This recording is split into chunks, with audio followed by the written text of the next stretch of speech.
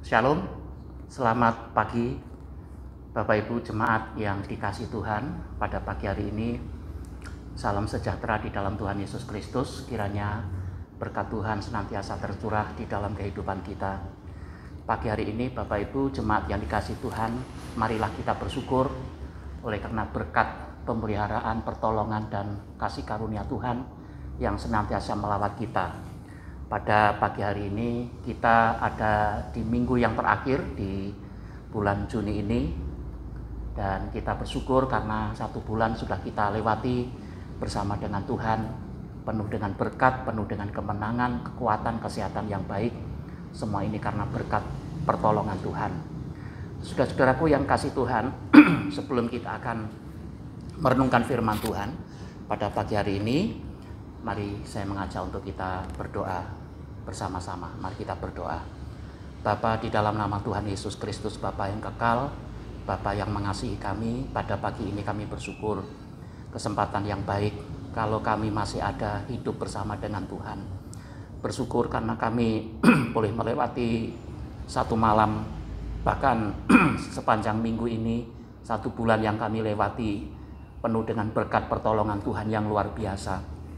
Dan pagi hari ini kami bersyukur karena Tuhan masih memberikan kesempatan yang baik untuk kami bersama-sama bersekutu memuji, menyembah dan mengagungkan nama Tuhan.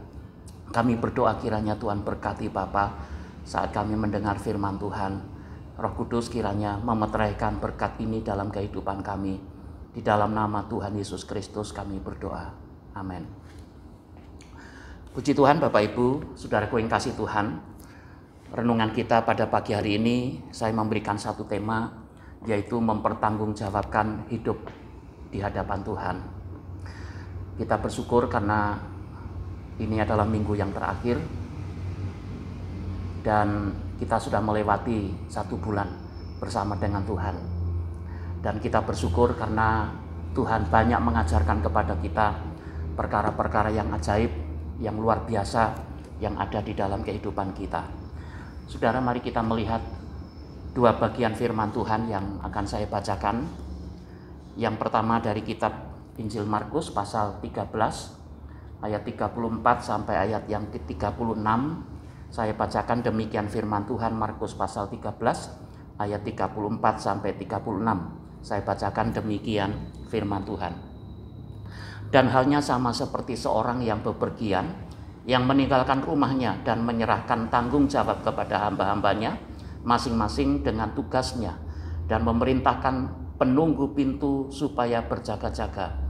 Karena itu berjaga-jagalah, sebab kamu tidak tahu bila mana tuan rumah itu pulang, menjelang malam atau tengah malam atau larut malam atau pagi-pagi buta, supaya kalau ia tiba-tiba datang, jangan kamu didapatinya sedang tidur. Apa yang kukatakan kepada kamu, kukatakan kepada semua orang, berjaga-jagalah. Pembacaan yang kedua, saudara, dari kitab Roma pasal 14. Roma 14 ayat yang ke-12, demikian firman Tuhan. Demikianlah setiap orang di antara kita akan memberi pertanggungjawaban tentang dirinya sendiri kepada Allah. Amin. Saudara-saudaraku yang dikasih Tuhan, tema yang kita renungkan yaitu mempertanggungjawabkan hidup di hadapan Tuhan. Saudara, apa yang kita tabur, itulah yang kita tuai. Dan Tuhan senantiasa memberikan kesempatan kepada setiap kita umat manusia, orang-orang yang percaya, untuk melakukan banyak hal di tengah-tengah dunia ini. Namun kita sudah banyak menerima kebenaran firman Tuhan, saudara. Tugas tanggung jawab kita di hadapan Tuhan, yaitu untuk kita dapat melayani Tuhan. Saudaraku yang kasih Tuhan, setiap manusia hidup dan bekerja pasti saatnya akan mempertanggungjawabkan suatu pekerjaan dan segala perbuatannya di hadapan Allah. Kalau kita melihat di dalam kitab Injil Markus tadi, saudara, ini berkaitan dengan satu perumpamaan bahwa kita ini adalah sebagai hamba-hambanya. Dan hamba-hambanya ini diberikan tugas tanggung jawab Ya, agar supaya kita bisa melakukan semua yang mendatangkan kemuliaan bagi nama Tuhan. Saudaraku yang dikasihi Tuhan, apa yang kita lakukan di tengah-tengah dunia ini, pada saatnya Tuhan kita, bahkan Tuhan yang akan mengadakan satu perhitungan. Apa yang kita perbuat, apa yang kita lakukan selama kita hidup di tengah-tengah dunia ini.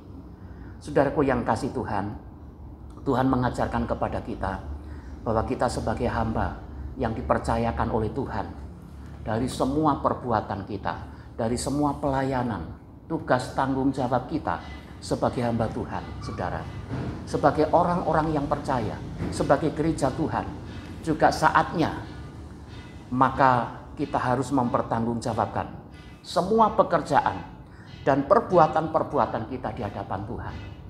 Saudaraku yang dikasihi Tuhan, kalau kita melihat sebagaimana hamba-hamba yang dipercayakan oleh tuannya untuk mengerjakan semua tugas, tidak begitu saja dibiarkan hamba-hamba ini bekerja, saudara.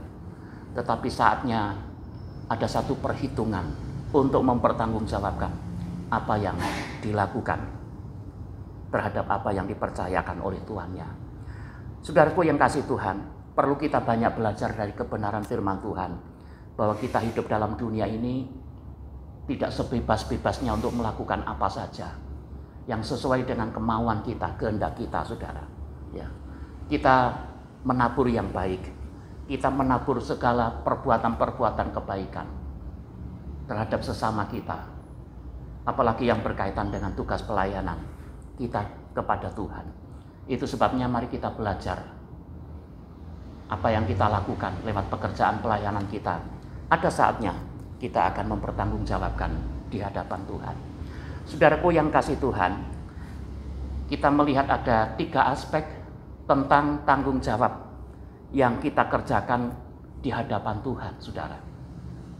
Kalau kita melihat bagian yang pertama adalah kita harus tetap setia kepada Tuhan. Karena Tuhanlah yang mempercayakan kita hidup di tengah-tengah dunia ini. Karena Tuhanlah yang mempercayakan semua tugas, pekerjaan, pelayanan, kehidupan rumah tangga, dan semua apa yang Tuhan percayakan kepada kita. Dan disitulah saudara, kita memiliki satu komitmen untuk mengerjakan setiap tugas tanggung jawab kita ini, yaitu dengan setia kepada Tuhan. Setia dari perkara-perkara yang kecil yang Tuhan percayakan kepada kita. Saudara, sesuai dengan kesanggupan dan kemampuan kita.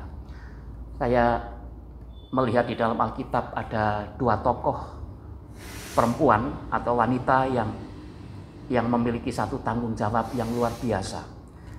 Setia kepada Tuhan. Kalau kita melihat tokoh wanita yang pertama, yaitu tentang Rut, saudara. Ya, kalau kita membaca di dalam kitab Rut pasal pertama, ayat 13 sampai ayat yang ke-14, saudara, kita melihat meskipun pada saat Rut mengalami keadaan yang tidak baik, mengalami kesulitan di dalam kehidupannya, mengalami banyak cobaan, banyak mengalami tantangan di dalam kehidupannya.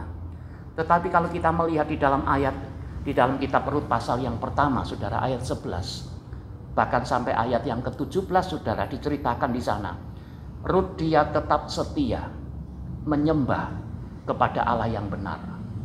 Bukan saja dia setia kepada ibu mertuanya yang namanya Naomi, saudara, tetapi kita lihat Rut dia tetap memiliki satu komitmen. Dia tetap setia. Setia kepada siapa, saudara? Dia tetap menyembah kepada Allah yang benar. Dan kalau kita lihat, saudara, kesetiaan Rut inilah, saudara, yang membawa satu dampak yang luar biasa. Akhirnya Rut dia diberkati oleh Tuhan dan dia sukses di dalam lingkungan dari orang-orang pada zamannya itu. Ini sesuatu yang luar biasa, saudara, di tengah-tengah kondisi, situasi, keadaan yang tidak baik, yang tidak memungkinkan pada waktu itu. Berbagai macam tantangan yang dihadapi. Tetapi kalau kita melihat tokoh Rut ini sebagai tokoh wanita yang tetap setia kepada Tuhan. Ini satu komitmen yang luar biasa, yang harus kita teladani, saudara. Dan saatnya dia akan mempertanggungjawabkan seluruh kehidupannya di hadapan Tuhan. Dan akhirnya Rut dipakai Tuhan, diberkati Tuhan. Dan keturunannya semua diberkati oleh Tuhan. Saudara, kita lihat tokoh yang kedua, saudara, di dalam Alkitab. Tokoh wanita yang kedua, yaitu tentang Esther, saudara. Pada waktu itu kalau kita membaca di dalam kitab Esther, pasal yang ke-14, ayat 13 sampai yang ke-17, saudara. Bagaimana juga Esther mempunyai satu komitmen dengan Tuhan yang luar biasa. Mengapa? Karena kalau kita melihat bahwa Rut tetap mendoakan bagi mereka yang akan binasa. Esther memiliki satu beban. Esther memiliki satu tanggung jawab. Rasa tanggung jawab kepada bangsanya. Karena pada waktu itu terjadinya konflik politik, saudara. Tetapi Rut tetap memiliki satu komitmennya. Dia tetap mendoakan umatnya, mereka, supaya mereka tidak binasa. Saudaraku yang kasih Tuhan, inilah satu komitmen kesetiaan tokoh yang kedua ini kepada Tuhan. Dia tetap mendoakan mereka agar mereka tidak binasa. Saudara, kalau kita aplikasikan dalam kehidupan kita, saudara, ya, seperti kita harus juga mempunyai satu tugas, beban, tanggung jawab kita kepada sesama kita, agar mereka tidak berjalan menuju satu kebinasaan. Tetapi ini menjadi bagian kita, orang-orang yang percaya yang sudah dipanggil oleh Tuhan, supaya kita juga memiliki beban untuk terus mendoakan. Kalau kita lihat banyak saudara-saudara kita di sekitar kita, di masyarakat kita, di tengah-tengah bangsa negara kita ini, orang-orang yang seperti domba tidak bergembala, seperti orang-orang yang sudah tersesat, saudara, tidak memiliki kebenaran yang kekal. Mereka tidak memperoleh keyakinan tentang keselamatan yang abadi itu. Nah, oleh sebab itu, ini merupakan satu bagian di dalam hidup kita. Kita tetap mendoakan supaya mereka dijamah Tuhan. Kita juga memiliki beban, rasa tanggung jawab kepada orang-orang yang di sekitar kita, masyarakat kita. Kita terus memiliki beban untuk mendoakan. Kalau kita lihat masa-masa yang sekarang, ini masa-masa yang sulit, saudara, karena terjadinya pandemi virus corona yang terus banyak yang terpapar, banyak orang yang akhirnya menjadi korban dan terjadi kematian yang sia-sia di mana-mana. Itu sebabnya mari kita terus mendoakan dan kita memenangkan mereka. Kita beritakan tentang keselamatan yang kekal di dalam Yesus Kristus itu. Mengapa, saudara? Karena saatnya kita akan mempertanggungjawabkan semua itu di hadapan Tuhan. Saudaraku yang kasih Tuhan, ini aspek yang kedua, saudara, tetap mendoakan agar mereka tidak binasa. Mari kita memiliki beban yang sama, bahwa tugas tanggung jawab ini bukan hanya pada hamba-hamba Tuhan tertentu saja, saudara, tetapi kepada semua anak-anak Tuhan, murid-murid Tuhan, orang-orang yang percaya kepada Tuhan. Kita juga bisa mengambil bagian di dalam tanggung jawab ini untuk mendoakan agar mereka tidak binasa. Sebagaimana kalau kita lihat kesetiaan Rut, kesetiaannya kepada Tuhan luar biasa sampai akhir hidupnya, saudara. Bagaimana tugas beban tanggung jawab yang dimiliki oleh Esther, saudara, tokoh wanita di dalam Alkitab, juga tetap berjuang mendoakan agar mereka tidak binasa, bangsanya pada waktu itu. Karena kalau kita lihat, saudara, mereka saat-saat menghadapi berbagai macam masalah yang berkaitan dengan konflik politik pada waktu itu, tetapi Esther, dia tetap memiliki beban tanggung jawab untuk mendoakan bangsanya. Saudaraku yang kasih Tuhan, kalau kita lihat aspek yang ketiga, tanggung jawab yang kita kerjakan di hadapan Tuhan, saudara, yaitu menjalankan talenta yang sedang diterima, yang Tuhan percayakan kepada kita. Kalau kita melihat di dalam kitab Matius, di dalam kitab Injil Matius, saudara, ya, yang berkaitan dengan talenta, saudaraku yang kasih Tuhan, bahwa Tuhan juga mempercayakan, memberikan talenta kepada kita, orang-orang yang percaya, memberikan satu potensi, kemampuan, kekuatan, kelebihan untuk kita dapat mengerjakan sesuai dengan kesanggupan, kemampuan kita. Kalau kita membaca dalam Injil Matius pasal 25, saudara, ayat 14 sampai ayat yang ke-23, perumpamaan tentang talenta. Bahwa saatnya Tuhan akan mempercayakan talenta. Ada 5 talenta, ada yang 2 talenta, ada yang 1 talenta, saudara. Tetapi kalau kita lihat orang yang dipercayakan 5 talenta, akhirnya itu dikembangkan sesuai dengan kemampuannya.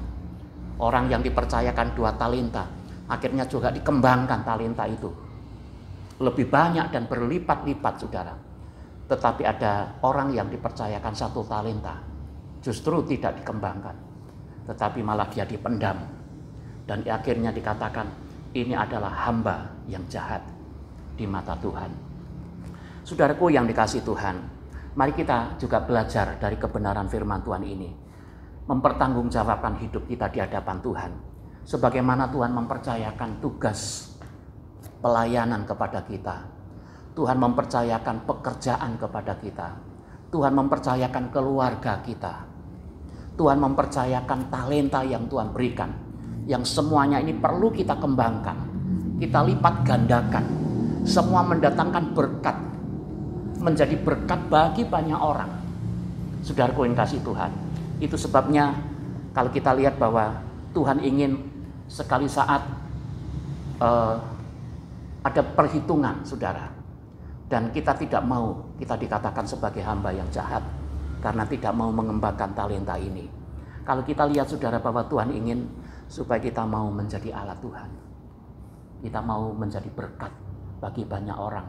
Maka Tuhan memperlengkapi setiap orang-orang percaya, hamba-hamba Tuhan, dengan talenta sesuai dengan kemampuan dan kesanggupannya, saudara.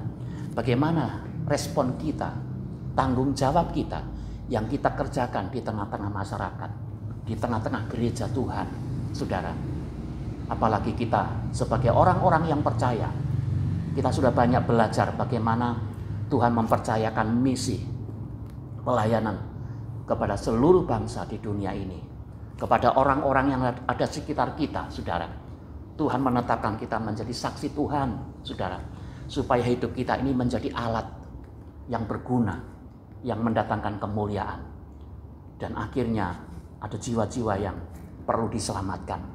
Itu sebabnya, saudaraku yang kasih Tuhan, mari kita belajar untuk melakukan, menjalankan talenta yang Tuhan percayakan kepada kita ini dengan penuh tanggung jawab. Saatnya, saudara, Tuhan kita akan mengadakan satu perhitungan, saudara. Dan jangan sampai kita didapati sebagai hamba yang jahat karena tidak mau menjalankan talenta ini yang Tuhan percayakan. Masing-masing dipercayakan Tuhan sesuai dengan kesanggupan dan kemampuan kita. Oleh sebab itu, saudaraku yang kasih Tuhan, sebagaimana firman Tuhan yang kita baca dari kitab Roma tadi, saudara, dalam kitab Roma di dalam pasal yang ke-14 ayat yang ke-12, firman Tuhan dikatakan, demikianlah setiap orang di antara kita akan memberi pertanggungjawab tentang dirinya sendiri kepada Allah. Saudara, apa yang kita tabur, apa yang kita lakukan semua kebaikan di dalam dunia ini, saatnya kita ada perhitungan. Itulah yang akan kita tuai. Itulah yang akan kita petik. Kita nikmati, saudara. Oleh sebab itu Tuhan mengajarkan kepada kita untuk menanam kebaikan, menanam berkat, menanam hal yang terbaik. Benih-benih kebenaran firman Tuhan perlu kita tanamkan melalui sikap budi pekerti, perbuatan kita yang baik, yang menjadi berkat, yang menyenangkan hati Tuhan.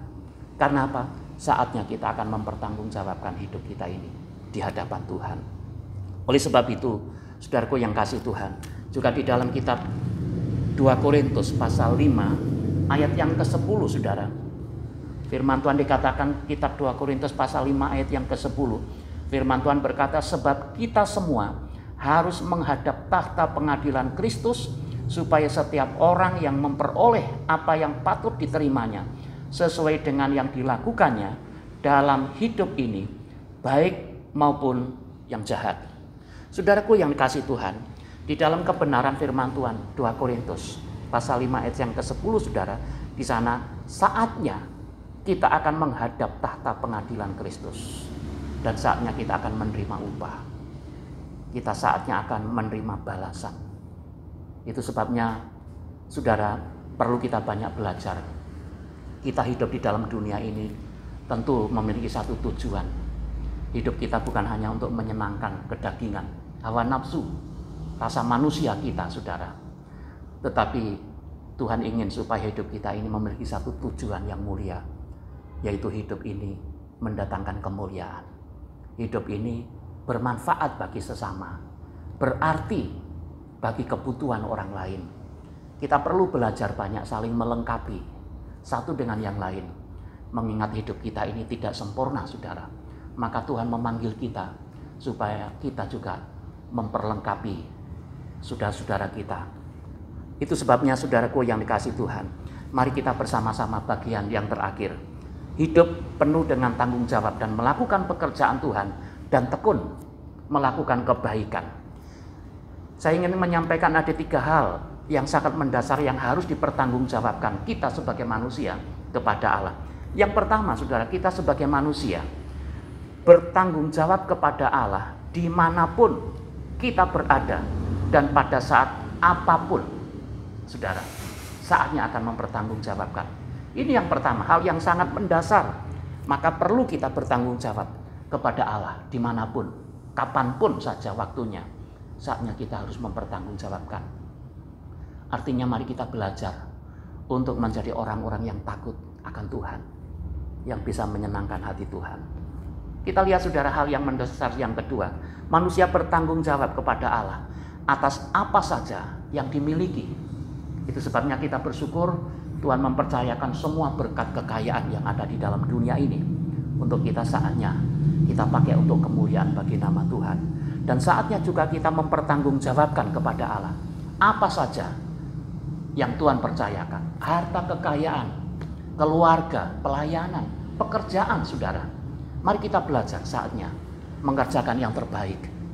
Kita lakukan demi kemuliaan bagi nama Tuhan. Maka saatnya kita mempertanggungjawabkan kepada Allah apa yang Tuhan percayakan. Makanya kita bersyukur sampai hari ini kita masih dipercayakan oleh Tuhan dengan semua berkat-berkat, saudara. Mari kita pertanggungjawabkan semua. Biarlah mendatangkan kemuliaan bagi nama Tuhan. Bukan sesuatu yang membuat kita ini menjadi sombong, tinggi hati, saudara. Tetapi menambah rasa syukur kita kepada Tuhan. Setiap berkat dan anugerah Tuhan, kekayaan yang Tuhan tambahkan kepada kita. Saudara, hal yang ketiga yang mendasar yang harus dipertanggungjawabkan kita manusia kepada Allah, yaitu kita manusia yang bertanggung jawab kepada Allah atas apa saja yang dilakukan.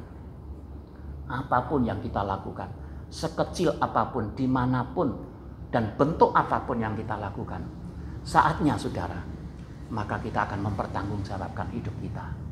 Mari dengan kebenaran firman Tuhan pada pagi hari ini, kita mau belajar. Tidak ada sesuatu yang ditutup atau yang terselubung di dalam hidup kita. Semua adalah transparan, semua terbuka di mata Tuhan. Semua telanjang di hadapan Tuhan. Itu sebabnya mari kita belajar mempertanggungjawabkan hidup kita ini di hadapan Tuhan. Semua tugas tanggung jawab kita ini kita kerjakan dengan sukacita. Saudara yang kasih Tuhan, biarlah kebenaran firman Tuhan pada pagi hari ini akan memberkati saudara, meneguhkan, bahkan akan memperlengkapi saudara, menjadikan hidup kita ini berarti, dan kita menjadi orang-orang yang takut akan Tuhan, bertanggung jawab terhadap apa yang Tuhan percayakan kepada kita. Kiranya Tuhan Yesus yang ampunya firman memberkati kita semua. Amin. Mari kita berdoa. Bapa kami di sorga, kami bersyukur, terima kasih Tuhan, oleh karena Tuhan menasihati, menegur kami, memperingatkan kami bahwa kami harus sungguh-sungguh saatnya mempertanggungjawabkan hidup ini di hadapan Tuhan. Mari Tuhan, biarlah Tuhan memberikan roh kerendahan hati, ketaatan kepada Tuhan, terlebih kesetiaan untuk kami dapat melakukan tugas tanggung jawab kami di hadapan Tuhan. Kami bersyukur Tuhan, Oleh karena Tuhan juga mempercayakan segala berkat kekayaan, Tuhan mempercayakan karunia, talenta kepada kami, untuk kami dapat kembangkan semua ini, mendatangkan kemuliaan dan juga bermanfaat bagi sesama kami. Terima kasih Tuhan, tanamkan kebenaran firman Tuhan itu di dalam hati kami masing-masing Tuhan, agar tidak sekedar hanya mendengar dan mendengar, tetapi biarlah kami dapat melakukan kebenaran ini dalam hidup kami. Dan saatnya kami menjadi orang-orang yang takut akan Tuhan, karena saatnya juga Tuhan akan mempertanggungjawabkan di hadapan Tuhan. Kami berdoa kiranya Tuhan berkati seluruh anak-anak-Mu Bapa yang hari ini sudah mendengar firman Tuhan. Demi nama Yesus Kristus kami berdoa atas firman-Mu. Amin. Bapak Ibu jemaat saudaraku yang kasih Tuhan, setelah kita mendengar firman Tuhan pada pagi hari ini, selanjutnya saya memberikan kesempatan bagi Bapak Ibu jemaat semuanya untuk memuji Tuhan sambil memberikan persembahan syukur kita kepada Tuhan dengan sukacita. Oleh sebab itu saya memberikan kesempatan Bapak Ibu yang ada di rumah masing-masing untuk memuji Tuhan sambil memberikan korban syukur kepada Tuhan. Tuhan Yesus memberkati. Amin.